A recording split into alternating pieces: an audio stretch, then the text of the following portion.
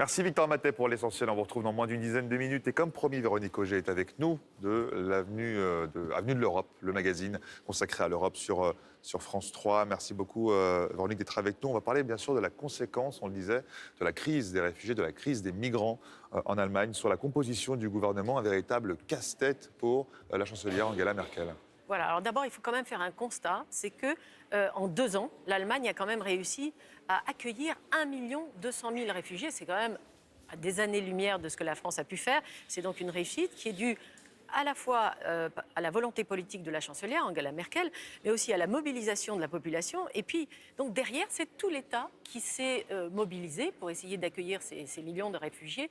Et c'est pour ça que je vous ai apporté un extrait en fait, du reportage qui a été tourné en Allemagne par Geneviève Roger et puis Loïc Lemoigne, pour que vous compreniez comment est-ce qu'ils ont pu faire. Regardez un extrait. Nous sommes partis à Nuremberg, au siège national du Bureau de la migration et des réfugiés, le BAMF. C'est ici, dans ce bâtiment très surveillé, qu'on accorde ou qu'on refuse le statut de réfugié aux demandeurs d'asile. 2 ans après des débuts difficiles où la cohue était quotidienne, ce jour-là, une seule famille est venue demander son précieux sésame. Dans 2 mois, ceux-là seront fixés sur leur sort. C'est vrai qu'on est loin des files d'attente d'il y a 2 ans. Aujourd'hui, cette salle est relativement vide. C'est lié au fait que les demandes d'asile ont beaucoup diminué. Hier findet im Prinzip die erkennungsdienstliche Behandlung statt. Es werden alle Pour traiter les centaines de milliers de demandes d'asile, le Bureau de la migration a embauché plus de 7000 personnes. Il a informatisé à grande échelle et coopéré étroitement avec l'ensemble des régions.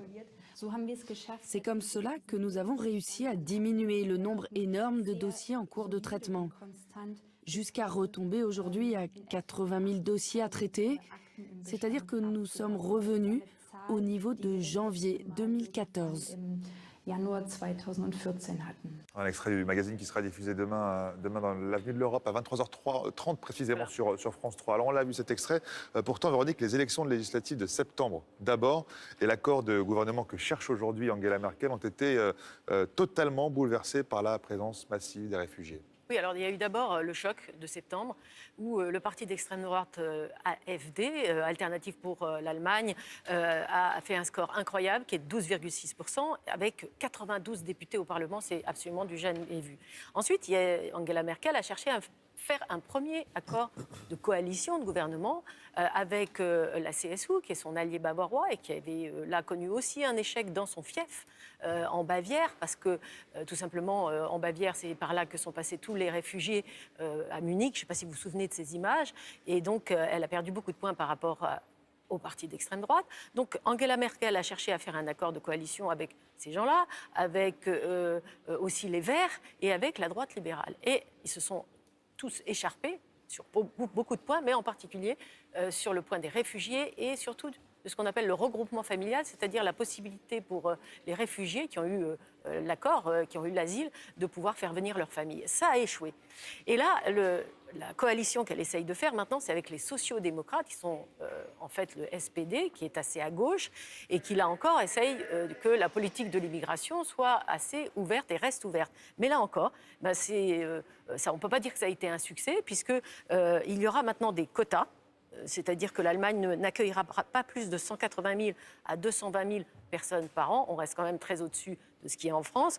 Et puis, on ne va pas autoriser le regroupement familial à tout le monde. Ça sera seulement limité à 1000 personnes par mois, alors qu'il y a 100 000 demandes de regroupement familial. Et on verra justement demain soir dans l'Avenue de l'Europe, magazine sur France 3, pourquoi ce regroupement familial est-il si important. Oui, et je vous ai apporté pour le comprendre un extrait du reportage que Frédéric Maillard-Laoudiza et Salah Grabi ont réalisé en Grèce, dans l'un des camps où sont parqués, on va dire, les réfugiés dans des conditions assez innommables.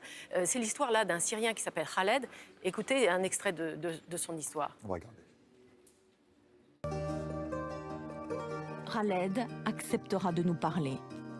Nous découvrons qu'il n'est pas un clandestin. Il a obtenu le droit d'asile en Allemagne, mais on lui a refusé tout regroupement familial. Même si j'ai des papiers, je suis obligé de payer un passeur pour retrouver ma famille en Turquie. Mes enfants sont très malades dans le camp où ils se trouvent. 5 fois, j'ai fait une demande de visa à l'ambassade de Turquie pour aller les voir. On me l'a à chaque fois refusé. Le passeur m'a prévenu que c'était dangereux, mais il m'a dit de ne pas m'inquiéter. On va y arriver. Il m'a dit je serai là pour t'aider. Donc voilà, ce sera demain soir dans le... Oui, et là, ce qu'il faut dire, c'est quand même que Khaled s'est fait arrêter, et donc ça, c'est un premier risque. Bon, il a été libéré, parce que comme il avait eu son statut de réfugié en Allemagne, il a été libéré. Mais deuxièmement, ils sont obligés de passer par des passeurs pour revenir chez eux. Donc, ils passent par des passeurs pour revenir en France ou en Europe.